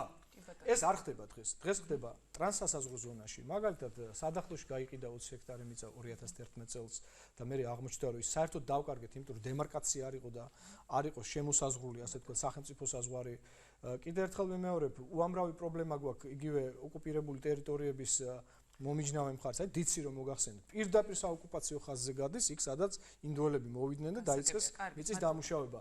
ამიტომ ჩვენ უნდა გამოვიყენოთ, მე მოტანილი მაქვს აქ უნგრეთის მაგალითი, უნგრეთის საკონსტიტუციო სასამართლო რას ამბობს, იცით, რომ განსაკუთრებული სამართლებრივი დამოკიდებულება უნდა არსებობდეს მიწასთან, ის განსაკუთრებით აღნიშნავს, რომ სასოფლო-სამეურნეო დანიშნულების მიწის მხოლოდ მცირე რესურსი არსებობს და ის სხვა ღირებულებებით შეუცვლელია. ამიტომ მიწის საკუთრების შეზღუდვის ლეგიტიმური მიზანი არის საჯარო ინტერესია. ამას ადგენს უნგრეთის საკონსტიტუციო სასამართლო. შეერთებულ შტატებზე ისაუბრა ბატონმა ზვიადმა 0.99 მიასედი ჰექტარია მხოლოდ გაყიდული. და იცით როგორი წესებია ამერიკაში? ყოველ წლის განმავლობაში ყოველ სამთვიან კვარტალურად მიმდინარეობს მონიტორინგი ინვესტორის მიერ აღებული პირობების შესასწავლად. ეს არ არის როგორც ჩვენთან საბოლოო სიტყვა და დავასრულებ. ჩვენთან ინვესტორი ყიდულობს ქართულ მიწას, გექტარში იხდის $1000. ამ მიწას აძინებს, არაფერს არ აკეთებს ამ მიწაზე. რეინვესტირებას არ ახდენს. რა თქმა უნდა, რეინვესტირებას არ ახდენს და ყიდის მერე და. იცით რა აღმოჩნდება ხოლმე, რომ ამას ყიდის ყოველს აი გვარი რო ახსენა, კოლექტიური მაგრახიძეები რო ახსენა, ვეთანხმები არიან ესეთი ტიპის მიკროოლიგარქები, რომლებიც ყოფილი ჩინოვნიკები არიან და რომლებმაც ხელში ჩაიგდეს ეს მიწები და ისინი ასხვისებენ ზუსტად. ამიტომ ჩვენ რატომ გიჭერთ თავრობა მხარს და რატომ დაგიჭერთ? ესეთი მინი ოლიგარქები მინიგარქები ვინც არიან საქართველოში თუ უცხოელები ანუ ჩვენ ვიტყვით რომ გრძალავთ მათ შორის მიწის ფასი თუ არის პირობითად ვამბობ 5 ლარი აბსტრაქტულად ვამბობ გახდება ლარი ესეთი მაგრახიძეები მათ შორის ივანიშვილი რომელმაც ნახევარი შეკვეთილი და ზავიცნოთ ნახევარი გური აქვს მე მგონი ნაკეთი აი ესეთი ადამიანები იყიდიან ამ მიწებს ლარად მათ შორის და გლეხებს რა ამბობთ რომ თუ არ იქნება მოთხოვნა უცხოელი ინვესტორის მიერ საქართველოს შემოსვლაზე მაშინ მიწის ფასი დავარდება ხო მარტივ ჭეშმარიტებაზე საუბრობთ მაგრამ მეორეს მხრივ ერთ კორპორაციას შეუძლია 380 მილიონი გადაიხადოს და არც ერთი კვადრატული მეტრი მიწის ფართი არ დატოვოს საქართველოში. პირობითად. არა, ხო და მე არა, ბატონო დიმიტრი. გააკეთა მხოლოდ ერთი მიზნით. არა, მესმის თქვენ რასაც ამბობთ ბატონო დიმიტრი. ეს არის არარეალისტური. ეს არის არარეალისტური, არანორმალური და წარმოუდგენელი. როგორ არ არის ბატონო? ჩვენ რაზეც ვისაუბრებთ? ჩვენ შევთავაზეთ ფაქტობრივად იმაზე, რომ რასაც ვამბობთ, რომ გლეხებს მივწეთ მიწა, მათ შორის დაურეგისტრიროთ და რეესში გაატარონ ამ ადამიანებმა, ეს პრობლემა ფაქტობრივად იქნება გადაწყვეტილი ის მიწები, რაც ასათვისებელია სასოფლო-სამეურნეო და დღეს ასაც ამბობთ, რომ ჭალაში რომ დადიან და მათ შორის მეცვა გურიაში მიწა და შორს არის, დიახ, ეს ის რასაც ამუშავებენ. მაშინ იმაზეც თქვით, თურქეთში როგორ არის გადაწყვეტილი ეს საკითხი. გლეხებს აქვთ მიწა და სახელმწიფო ახდენს სუბსიდირებას სასოფლო-სამეურნეო მიწებში და რეალურად, იმიტომ რომ თურქული კარტოფილი ღირს 10-ჯერ ნაკლები ვიდრე საქართველოში მოწეული. სხვა საკითხია ხარისხი. გნებავთ პამიდორი, გნებავთ კიტრი, გნებავთ სოფლის მეურნეობის სხვა პროდუქტი. როგორ ხდება? ეს უკაცრავად რა. საქართველოში შეგიძლიათ დამისახელოთ ერთი პრეცედენტი მაინც, ვაზზე არ არის ლაპარაკი და იმაზე რთველზე, როდესაც იქაც საგამონაკლისო შემთხვევების გარდა, რომ კარტოფილზე, ძირითად მარცვლეულ კულტურებზე სახელმწიფოს მოეხდინოს სუბსიდირება. არა, მე სუპსიდირებასთან დაკავშირებით საერთოდ ვფიქრობ, რომ ეს არ არის მნიშვნელოვანი სუბსიდირება. არა, სახელმწიფო 50 მილიონი 4 წლის განმავლობაში ყოველ წელიწადს რომ მიხადა ხუნათესვაში ბატონო დიმიტრი და 4 წლის მერე ეხობას მიწა, იმიტომ რომ გლეხებმა მიყიდონ ირანელებს მე. ამას მოგესმევით? კარგით ეხლა რატომ ანუ მაგიტომ საერთოდ სხვა რამეს მაგიტომ უჭერთ. მე რას ვამბობ, იცი? რას ვამბობ, იცი? აი სახელმწიფო პოლიტიკა რომ იყოდა 50 მილიონი ხუნათესვაში რომ ჩადეს 2012-დან დღეს 2017 წელია, ხო? და 17 წელს ბიუჯეტში ეს 50 მილიონი ამოიღეს. ანუ ის 4 წელი რო 200 იმიტომ რომ ყოველწლიურად 350 მილიონი ლარის ფარგლებში იყო ამ 4 წლის მანძილზე და მე-5 წელია ბიუჯეტი და ჯამში ჩვენ მივიღეთ ის რომ 700 მაგალითად 3 წელს თუ ავიღებთ 13 15 წელს 2013 14 15 აი ამ 3 წლის მანძილზე ჩვენ დავასუბსიდირეთ სოფლის მეურნეობა ბიუჯეტით სადღაც 750 მილიონი ლარით, მაგრამ სოფლის მეურნეობაში პროდუქციის გამოშვება გაიზარდა მხოლოდ 550 მილიონი ლარით. ეს არის ის, რომ სუბსიდირება არის ზოგადად მავნებლობა და უპასუხებ მათ შორის თუნდაც თურქეთის მაგალითს, რომ ის თურმე თურქეთის გადასახადების გადამხდელები, ანუ თურქები, ადამიანები იხდიან გადასახადებს, ბიუჯეტში შედის ეს ფული, მერე თურქეთის მთავრობა ასუბსიდირებს სოფლის მეურნეობას, ანუ კარტოფილი რომ ღირს 2 ლარი, სინამდვილეში, იმ ფასზე სინამდვილეში ლარად უსუბსიდირებს ფულს და ის იაფი კარტოფილი მოგდის ჩვენ თურმე ჩვენ გვაჭმევს თურქეთის მოსახლეობა კარტოფილს იაფად, იმიტომ რომ ასუბსიდირებს მოსახლეობა ამას, ეს ყოფილა თურმე ცუდი, მე არ ვიცი ჩვენთვის რატო არის ეს ცუდი, თორე თურქეთის მოსახლეობისთვის ეს რა თქმა უნდა ცუდია, მაგრამ თავარი რა არის? ანუ რაზე ვსაუბრობთ, რა პრობლემას ვწყვეტ მაშინ, როდესაც მხოლოდ 0.7% კიდევ ერთხელ ვიტყვი, არის უცხოელების ხელში ამ მიწის. აი რა პრობლემას ვწყვეტ, რომ ვიცავთ ჩვენს მიწას, რისგან ვიცავთ მიწას, როცა ჩვენი მიწის ფასი დღეს რეალურად, ეს ხო გახსნილია ყველაფერი ბაზარი, არის სადღაც კვადრატულ მეტრზე 10-20 თეთრი დაახლოებით. მაშინ როცა რამდენიმე ათეულჯერ და ხშირად რამდენიმე ასეულჯერ უფრო ძვირი არის ეს მიწა სხვაგან და რატო თუ ჩვენი მიწა ესეთი კარგია, რატო მართლა ღვთისგან კურთხეულ მიწაზე რატომ არის რომ ადამიანები შიმშილობენ სოფელში? იმიტომ არის რომ რეგულაციები არის არასწორი და იმიტომ არის რომ მათ შორის მითოლოგია არის შექმნილი და ეს მითოლოგია არის ის რომ რაც თქვა მაგალითად ბატონმა დიმიტრი რომ საქართველო ყოფილა სოფლის ცივილიზაციის ქვეყანა. მარტივად გეტყვით. კი, სოფლის ცივილიზაციის ქვეყანა. მარტივად გეტყვით, ნუ შემაწყვეტიებთ. საქართველოში დღეს სოფლად დასაქმებულია ბჭყალებში, დასაქმებულია დაახლოებით 1 მილიონი ადამიანი. მაშინ როცა საფრანგეთის სოფლის მეურნეობაში დასაქმებული არის ნახევარი ამის, დაახლოებით 500-600 ადამიანი. როცა საფრანგეთის სოფლის მეურნეობა ქმნის ამ ჩვენ სოფლის მეურნეობაზე 50 ჯერ მინიმუმ უფრო მეტ პროდუქტს. და იცით საფრანგეთში რამდენი არის სოფლის მეურნეობის წილი ეკონომიკაში? დაახლოებით არის რაღაც 1.5%-ის ფარგლებში. როდის უფრო არის ანუ იაპონიის ეკონომიკა მეორე მსოფლიო ომის შემდეგ იყო მხოლოდ ბრინჯი. შემდეგ ისინი ახორციელებენ მთელი პროდუქციის შესყიდვას, მაგრამ გავაუშვებენ გემებს, ავტომობილებს, ტელევიზორებს და ყიდიანებას. საუბარი რაში? ანუ რაზე უნდა ვისაუბროთ? უნდა ვისაუბროთ იმაზე, რომ ჩვენ რა რესურსიც გვაქვს ამ პატარა ქვეყანაზე. როგორ ჩავრთოთ ეკონომიკაში ეს რესურსი იმისთვის რომ ჩვენი ეკონომიკა ამუშავდეს კარგად, მათ შორის საქართველოს მოქალაქეებმა ნიკა. ბატონ ნიკა. მოდით რა ეხა საზოგადოება ვარ შევიყვანოთ შეცდომაში თავიდანვე შევთანხმდით რა. მიწის მწირი რესურსი რომელიც საქართველოს გააჩნია ეკონომიკაში უნდა ჩაიდოს არა პირდაპირ მნიშვნელობით იმად რომ მიწა გახდეს საბაზრო რეგულირების ობიექტი რომ მიწით სპეკულირება იქნეს შესაძლებელი. სპეკულაცია არის ძალიან კარგი, იცით რატო? არ არის კარგი. კი, რა თქმა უნდა, კარგი სპეკულაცია რა. მე გეტყვი. სპეკულაცია. ამ გაღაწაკებული ყიდვა, გაყიდვა. თუ ხდება მიწის ხშირი ყიდვა, გაყიდვა, მიწის მფლობელი, ერთი წამით, მიწის მფლობელი, ჩემი სიტყვა იყო, მიწის მფლობელი ნახულობს იმ საუკეთესო მფლობელს, სადაც მაშინ მიწა იწყებს უკვე მოქმედებას. ანუ სპეკულაციას რატო ეძახით ცუდ რაღაცა? სპეკულაციის დროს იწევს მიწის ფასი, სპეკულაციის დროს მიწა ეძებს საუკეთესო მფლობელს და ამ დროს ხდება ამ მიწის ხვალდაში მათ შორის იპოთეკით დატვირთვა, მათ შორის კაპიტალის მოზიდვა, კაპიტალის გამსხვილება და ასე შემდეგ. ეს უბრალოდ სიტყვები რომ ჩვენ ვართ მიწის ცივილიზაციის ქვეყანა და მილიონი ადამიანის თურმე ჩვენ ახლა დავიცავთ შიმშილისაგან და დანარჩენი მსოფლიო დაიხოცება შიმშილისაგან და მე ჩვენ რომ გვექნება ჩვენი მცირე მიწა თოხებით მოვიგერიებთ იმ ადამიანებს ვინც მოვლენ და ჩვენ საჭმელს გვეტყვიან ეს არის აბსოლუტურად არასწორი ეს არის მითოლოგია მიწა ჩვენ ჩვენ საუბრობთ იმაზე რომ საქართველოში მიწის პრობლემა მთავარია რომ გადაწყდეს ისე თითქოს რომ უნდა ჩაიწეროს კონსტიტუციაში რომ უნდა აიკრძალოს გასხვიცება ოღონდ კანონით უნდა იყოს თუნდაც ასევე დასაშვები 19 საუკუნეში თეთრიწყაროს რაიონის სოფელ არა ერთ წამს მაგალითი და ძალიან მოკლე თეთრიწყაროს რაიონის სოფელ ასურეთში 19 საუკუნეში გერმანიის მთავრობა ახორციელებდა სასოფლო სამეურნეო პროგრამას იმ ლოკალურად ჩასახლებული გერმანელებისთვის, რომლებსაც ჰქონდათ არაჩვეულებრივი მეურნეობა იქ მოწყობილი. შეიძლება გსმენიათ ამის შესახებ. ღვინის ქარხნები, მარნები, ბეღელი იყო მთელი, ესე ვთქვათ, აღმოსავლეთ საქართველოსთვის თეთრწყაროს რაიონი. და ეს ყველაფერი ხორციელდებოდა იმის გამო, რომ მიწა არ განიხილებოდა როგორც უბრალოდ სპეკულაციის საგანი. მიწა იყო სწორედ მოსავლის მიღების შესაძლებლობა. მე დათქვე რომ გავიდეთ დღეს საქართველოში, მიწები არ არის არც დახნული, არც დამუშავებული იმ მოცულობით, რა მოცულობაც ჭირდება თუნდაც საბაზრო ეკონომიკის პირობებში ქვეყნიდან პროდუქციის გატანას და შიდა ბაზრის მომარაგებას. გადასკვნა გამოვიდა. მე დათქვი რომ შევიდეთ დღეს სუპერმარკეტებში, აღმოვაჩენთ რომ ბადრიჯანის, კარტოფილის, ბულგარული ციცაკაც ძალიან ბევრი რამ არის სწორედ თურქეთიდან მიზეზი რა. და ჩვენ კითხვა უნდა დავსვათ.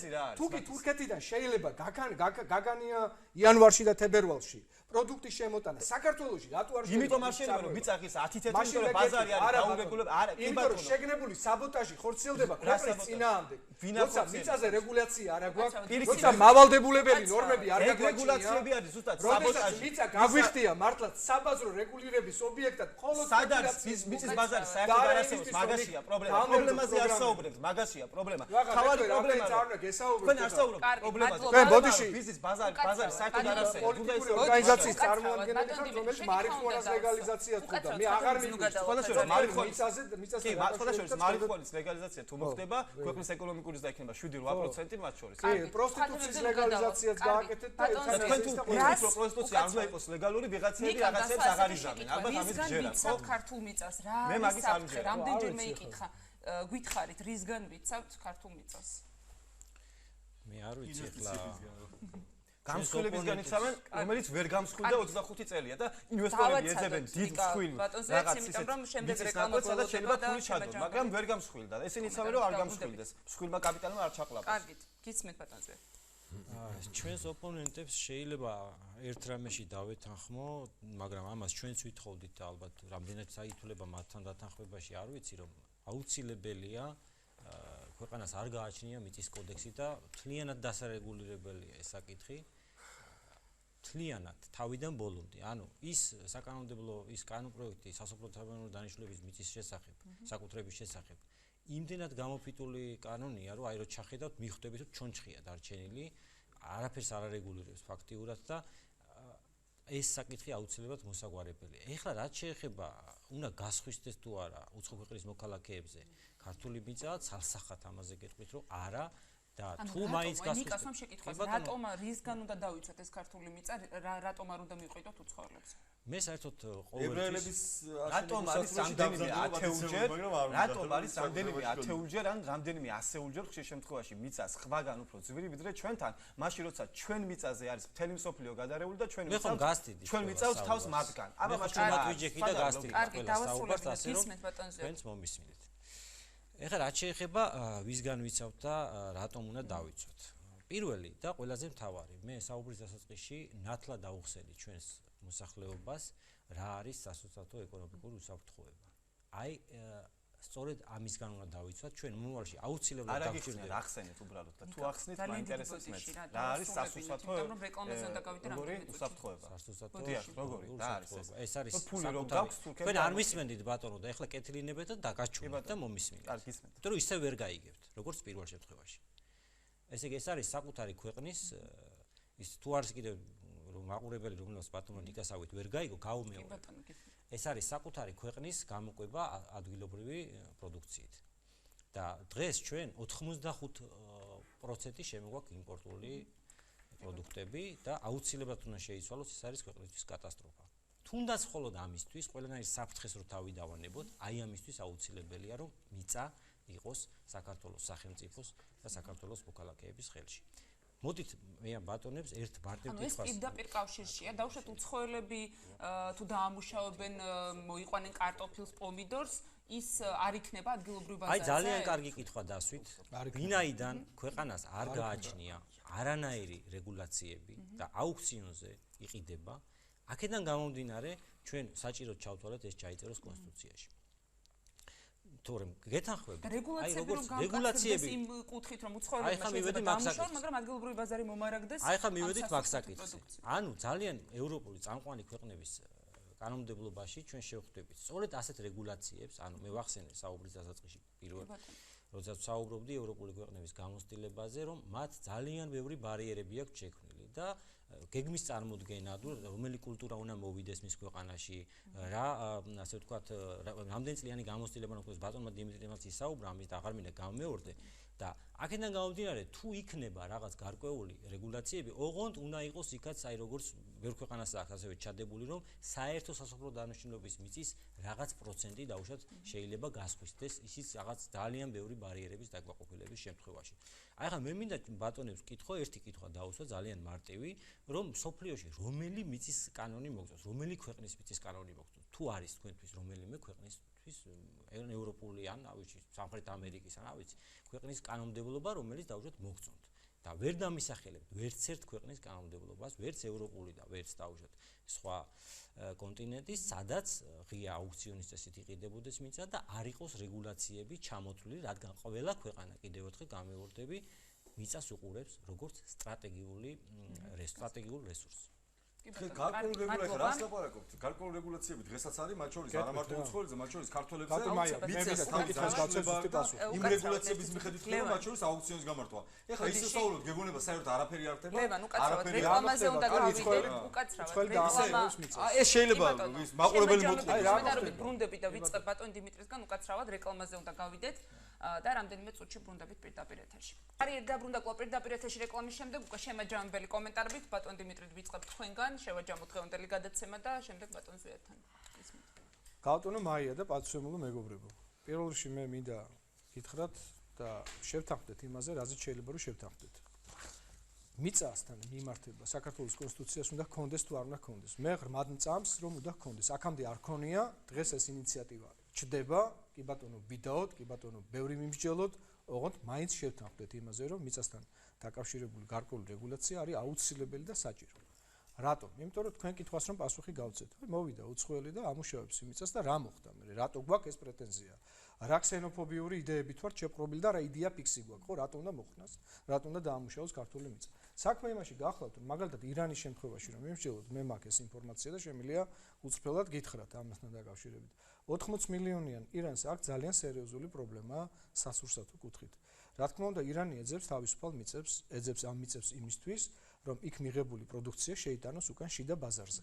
ბუნებრივია ამ შემთხვევაში, თუმეტეს არარეგულირებად სფეროში, დღეს რაშიც იმყოფება საქართველოს, თუ კი ირანელი ბიზნესმენები მასობრივად შემოვლენ და ინვესტიცია ტევად მიწებზე მოახდენენ ინვესტირებას იმ მიმართულებით, რომ გადაიხდიან მხოლოდ და მხოლოდ წლიურ გადასახადს არა მიწასთან დაკავშირებით, რომ მას შემდეგ რაც ის საკუთრებაში იქნება, მოიყვანენ საქონელს, მოიყვანენ უბრალოდ სურსათს და ამ სურსათს გაიტანენ იმპორტზე თავიანთი ქვეყანაში საქართველოსდან საქართველოში რეგისტრირებული კომპანიიდან ჩვენ რა ხეირი აქედან გამომდინარე არც არაფერი და რაც ყველაზე მთავარია რაზეც ლევანი ამბობდა ერთ ნაწილში რომ ვეთანხმები და მეორეში რომ აღარ მიუყვები ვეთანხმები იმაში რომ ქართულ გლეხს უნდა გადაეცეს საკუთრებაში მიწა აუცილებლად და უნდა დაურეგისტრირდეს ყველაფერი რაც მას ფაქტობრივად და მარკზომიერად და ტრადიციებიდან გამომდინარე და საუკუნეებიდან გამომდინარე ეკუთვნის, მაგრამ არავითარ შემთხვევაში აღარ უნდა მოხდეს შემდგომში ამ მიწის გადაცემა უცხოელ ინვესტორზე, რატო? იმიტომ რომ ქართველი იმ მიმართულებით დაწესდეს, რომ დარჩეს ადგილობრივ ბაზარზე. აი ზუსტად მაგას გეუბნებით, რომ აი საკმარისია ქართულმა გლეხმა გადასცეს ეს მიწა უცხოელ ინვესტორს, რომ ეს მიწა უკვე ამ მიწის რეგულირება, მიწასთან დაკავშირებული რეგულირება, როგორც საერთაშორისო საბაზრო ობიექტისა, წარმოებს უკვე უცხოელების ხელში. ქართულზე ქართულ რატო? იმიტომ რომ პირველად საქართველოს მოქალაქეების აბსოლუტური უმრავლესობა არის ფაქტიურად გაღატაკებული დღეს. ის არის უკანასკნელი წყარო და საშუალება, რომ მან მიწის გაყიდვით მოახდინოს საკუთარი სასიცოცხლო ფუნქციების კომპენსირება. მაგრამ ეს არის მისი იძულებითი ნაბიჯი და ირანელის ხელში გადასული მიწა ხა ირანელზე არა მაქვს ლაპარაკი, ზოგადად უცხოელზე ლაპარაკი. გადადის ისევ სხვა უცხოელზე. კი ბატონო, მატულობს ფასები ქართულ მიწაზე, მაგრამ არა ჩვენ სახეიროთ. კარგი, მადლობა, ცოტა დრო გვაქვს. ნიკა, ორი წუთი გაქვს თქვენ. ერთი მხრივ თითქოს გვაქვს პრობლემა ის, რომ თურქეთში თურმე იაფად აწარმოებენ სოფლის მეურნეობის პროდუქციას და ოღონდ სადმე გაიტანონ და შემოაქვთ ჩვენთან და მეორე მხრივ მოვიცმინეთ ესე ცოტა უცნაური დამოკიდებულება რაღაც ეკონომიკისადმი, რომ თურმე ჩვენ უნდა გვეშინოდეს, რომ ვიღაცამ აქ რაღაც აწარმოოს და მე ექსპორტზე გაიტანოს ირანში. და ვაი რომ აქ რამე აწარმოოს და ჩვენ არ მოგვს ეს საჭმელი და ირანში გაიტანოს. ჩვენ ხო დავრჩებით მშიერი. ანუ რა გამოდის, რომ ხან იმის გვეშინია, რომ თურქულმა საჭმელმა არ წაგულეკოს, ხან იმის გვეშინია, რომ აი აქ რო აწარმოებთ, მე ეს ექსპორტზე არ გავიტანოთ. ანუ არც იმპორტი გვინდა, არც ექსპორტი გვინდა. რა დამოკიდებულებაა საერთოდ უბრალოდ არ მესმის. ნიკოლოზ გააჩნია ვინ აწარმოებს, რატომ უნდა აწარმოოს გადამტირმა საქართველოში მისთვის საჭირო პროდუქტი ჩემს მიწაზე. მადლობა. კითხვა ვაწარმოოთ. რატომ? შენ რა ხეირი გაქვს? საქართველოს რა ხეირი აქვს? რა ეკონომიკური აქტივობის? გექტარზე გადასახადის თვალსაზრისით რა ხეირი გაქვს? პირდაპირ როგორც ეკონომისტმა და როგორც იურისტმა თუ გაქვს ინფორმაცია მითხარ, შენ რა ხეირი გაქვს? აი მოვიდა ირანელი, შეიძლება 100 გექტარი მიწა, წაიღო კიტრი და პამიდორი საქართველოსდან, შენ რა ხეირი გაქვს? რომ მოვიდა ირანელი, რომ შეიძინა მიწა, შეიძინა მათ შორის საქართველოს მოქალაქისგან და ეს არის ერთი ხელი. კაპიკებში. მეორე, კაპიკებში არ შეიძინეს. თუ ბევრს მოუნდება. ხო და მაგაშია საქმე რომ ბევრს მოუნდება შეიძინოს. მეორე, თუნდაც აქ ახორციელებს ეკონომიკურ საქმიანობას, აქ იყენებს წყალს, დენს, ტრანსპორტს და ასე შემდეგ და ასევე გადის საზღვარზე და ექსპორტს ახორციელებს, ეს არის ეს სარგებელი. თუ ის ვერაფერს სარგებელს, მაშინ ადგება და სხვა იყიდის ამ მიწას. და საქართველოს მოქალაქის მფლობელობაში რო ყოფილიყო რა და საქართველოს მოქალაქის მფლობელობაში არის ეს მიწები და მშიერი არის ნახევარი საქართველოს. და იმიტომ რომ არ არის წესიერად დარეგულირებული ეს საქმე. რას მიიღებდა საქართველოს? რას მიიღებდა? თქვენ არ თქვით რომ ნახევარი საქართველოს ფერმერი რას მიიღებდა? თქვენ ამბობთ რომ ნახევარი საქართველოს უბრალოდ დაუმუშავებელია. კითხვა რატო არ გიჩნდებათ? რატო არ უნდა ირანს ქართველი გლეხის მიერ წარმოებული პროდუქცია? სად არის ირანელი ფერმერების რატომ ურჩევნია რომ ირანელმა შემოიყვანოს ირანელი ბიზნესმენი აწარმოოს საქართველოში ირანისთვის საჭირო პროდუქტი და გაიტანოს თქვენ ახლა საუბრობთ ინვესტიციების ბუმზე რომელიც სადღაც უნდა შევაჩეროთ რომ არ წაგულეკოს და სად არის ეს არ არის კლასიკური გაგებით ინვესტიცია ეს აბსოლუტურად არა კლასიკური გაგების სად არის ეგ ინვესტიციები იმიტომ რომ ეს რეალურად ჩვენ აგვაცილებს როგორც საქართველოს ინტერესის მქონე მხარეს ექსპორტს და იმპორტს. რა თქმა უნდა აგვაცილებს, იმიტომ რომ ირან საკმარისად უცხოეთის მოქალაქის ხელში აღმოჩნდეს მიწა, რომ იქიდან გამომდინარე, რომ ჩვენ არამსყიდველ უნარიანი ვართ. ეს მიწა უკან ვიყიდოთ. დიახ. კი, ისევე როგორც დაკარგა იაპონიამ, მიწა გადადის უცხოელების ხელში. ისევე როგორც მაგალითად ამერიკაში სამჯერ მეტი პროდუქცია შედის სურსათით, ვიდრე იქი წარმოება, ესე იგი ჩვენ კარგავთ სასურსათო უცხოელებს. თქვენ იცით 2002 წელს ზიმბაბვეში რა მოხდა? მუგაბე დაიბარეს ამერიკის შეერთებულ შტატებში იმის გამო, რომ ადგილობრივმა გლეხობამ ატეხა პროტესტი, გამოხატა პროტესტი, იმის გამო, რომ ყველაზე ნაყოფიერი მიწები აღმოჩნდა ამერიკელი ინვესტორების ხელში. ამერიკელი ინვესტორების ხელში დაცვა ფისკალური ეფექტი ქვეყანაში არ არის ინვესტორების ინტერესის დაცვა მათ შორის საკუთრების უფლების დაცვა ეს არის სახელმწიფოს ვალი და ეს და არა ის რომ ადგილობრივი მოსახლეობა ყავდეს მშიერი ხოლო უცხოელი ინვესტორი სარგებლობს მშიერი და ამაზე შევთანხმდით რაც არის გასაკეთებელი არის ის რომ დავარეგისტროთ ეს მიწები გლობალობისთვის და არა ის რომ რაღაც ვებრძოლოთ ისეთ პრობლემებს რა პრობლემებიც საერთოდ არ არსებობს დღეს მიიღებთ თუ არა სულ მხარდაჭერას და შევა თუ არა კონსტიტუციაში ესწრება რასაც თქვენ გქონდათ. მე ძალიან მოკლედ რეპლიკის სახით ბატონ ნიკას უპასუხებ ბოლო ნაწილთან დაკავშირებით რომ აი დავშოთ კორეა ახსენა და სხვადასხვა ქვეყნები და ის სხვა შედარება არ შეიძლება ჩვენ სხვა წარსული გვაქვს სულ სხვა რეალობა გვაქვს სულ სხვა გეოგრაფიული არეალი გვაქვს და ძალიან ბევრი სხვა პარამეტრები რომ ამიტომ უადგილოა ეს შედარება გარდა მაგისა მათ არ გააჩნიათო და დაკარგესო ახსენა ჩვენ არ ვიცით რამდენ ხანს გაგრძელდება ამა თუ იმ რეგიონში მშვიდობა ხო ჩვენ შეიძლება საფრთხის წინაშე დავდგეთ აი ამ დღევანდელი 85% ვახსენე მე იმპორტული შემოსული საქონლის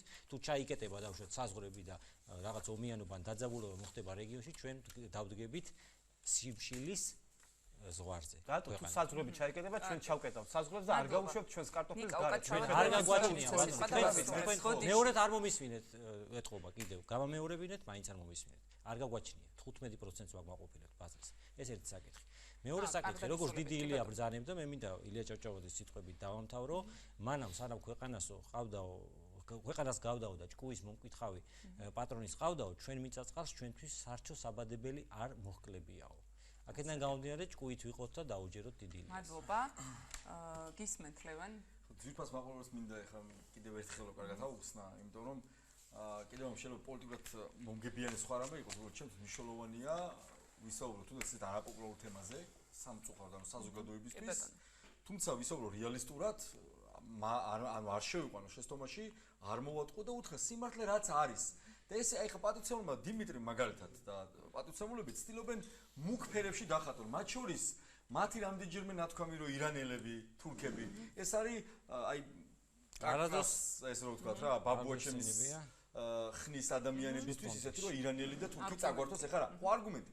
მე მინდა ჩემო ძვირფასო გლეხებო. ეს ინტერპრეტაცია უნდა. ხო, ჩემი ინტერპრეტაცია ხაზი გაუსვა. ხო, მე არ მithქვამს ესე. მე როგორც გავიგე. არ მე მით უმეტეს. იმიტომ რომ აი ხშირად ახსენეთ ირანი. არა, მე ვთქვი რომ პირობითად მეთქი. ბატონო დიმიტრი, ანუ მუდმივად რამდენჯერმე ახსენეთ ირანი. ანუ მე ამით ვთქვამი რომ მუქ ფერებში დახატო აქ გლეხებისთვის რომ აი ხა ირანელები შემოგვესევიან იმიტომ ამ შემთხვევაში სხვა ინტერესი გამოძრავა. აი თურქები შემოგვესევიან და აი პრობლემა გვაქვს და ანუ ესეთი მუქ ფერში და რა ხო მე მინდა უთხრა ძვირფასო გლეხებო არაფერი იმაში ცუდი არ იქნება თუ თქვენ მიწევს დაგირეგისტრირებენ პირველ რიგში და მეორე დარჩენილი ნაწილი რაც არის იმ სიტყვაზე 15-20% მიწის ასე ვთქვათ ფართობის თუ მათ შორის უცხოელებსაც ექნება საშუალება ეს მიწის ნაკვეთი იყიდონ მათ შორის დაამუშავონ მათ შორის აბძანა მოიყვანონ რა კონკრეტული პროდუქცია საქართველოში აწარმოონ მათ შორის გაიტანონ ექსპორტზე რომელიც კონკრეტულ დივიდენდებს ეკონომიკურს რა თქმა უნდა ცალსახად მიწევს ეხლა ბატონო დიმიტრი რა ეკონომიკური განხლებით ამბობს რომ თურმე თუ ირანელი პირობითად ვამბობ იმიტომ მუქ ფერში პატიცემული ასე ხატავს თუ ირანელი მოიყვანს საქართველოში მაგალითად პამიდორს და მე გაიტანს ირანში ამიტომ ჩვენ რა დიახ ჩვენ ეს რა თქმა უნდა მათ შორის იმ გლეხებს რომელიც იქ ცხოვრობენ კონკრეტული დივიდენდებს მიიღებენ ადგილზე დაწყებული დასაქმებული მუშახელით დამთავრებული იმ რესურსებით რასაც ეს ადამიანი საქართველოში ძალიან გთხოვთ რა გადამუშავების შემთხვევაში კი საქართველოში გადამუშავება უნდა დავასრულებინოთ მაგრამ ასეთი ინვესტიციას ხო არავინ არ გვთავაზობს და ამის სახელით ამის სახელით კონსტიტუციური ცნობის შესაბამისად ვერც ამ ადამიანს ვერ მიცვევთ ანუ მე ამ ტერიტორიალურ რა თქმა უნდა მე ვაჭერებ მიწის გაყიდვას ერთადერთი მიზნით რომ დავარეგულირო ამ ქვეყანაში კანონმდებლობით ეს სფერო. მეტი არაფერი სხვა მიზანია. დავასრულებინოთ ლევან. ანუ მინდა საზოგადოებას უთხრა, აქ მე პატიცემულებთან ჩვენ შეიძლება ისეთ ვისაუბროთ ეთერს გარეთაც აუგზავთ. ხალხს მინდა რომ აუხსნა. მათთვის მნიშვნელოვანია გლეხისთვის მისი მიწის ნაკვეთები მიცეთ. შემდეგ თუ ამას სხვა იყიდეს, მათ შორის თქვენ მიწას ძვირფასო გლეხებო, ფასი მოემატება 2-ჯერ, 3-ჯერ, 4-ჯერ. და всё, დამთავრდება ქართველისთვის სამიწის უკან გამოსყიდვის შესაძლებლობა. ხო შეიძლება დავამთავრო, ბატონო. არა, მათ შორის ელემენტარული ლოგიკა. მათ შორის კარგო ადამიანო, მინდა გითხრათ რომ ბატონ დიმიტრის მაგალითად მოწონს ებრაელების ფლობელობაში ყოფი სასტუმრო რა მიწის ნაკვეთით მისია და ის ამბობს რომ ეს კარგია, თუმცა მეორე ხელით ამბობს რომ ესეთი რამე აღარ უნდა განმეორდეს. ანუ განსხვავება ჩემსა და მათ დამოკიდებულებაში არის ეს. მე ვამბობ რომ ჩვენ გვინდა წარმატებული გლეხი, ჩვენ გვინდა ინვესტიციები, ჩვენ გვინდა დამუშავებული მიწა, ჩვენ გვინდა გლეხი, რომელსაც აქვს მისი მიწა დარეგისტრირებული და ეს უნდა უზრუნველყოს სახელმწიფო. ფაქტია თქვენ ეს მიწა თუ არ მოწონთ მიწაზე ეს რეგულაცია აუცილებლად იქნება მინდა. ძალიან დიდი მადლობა სტუმრობისთვის და საინტერესო საუბრისთვის. დიმიტრი ლორთქიფანიძე, ზვიად ტომარაძე, ნიკოლ ბოლაძე და ლევან ხაბეიშვილი იყვნენ ჩვენი სტუმრები. დღეს ამით დასრულებულია გადაცემა ბარიერი. ხვალ დაუბრუნდებით პირდაპირ ეთერში ნახვამდის.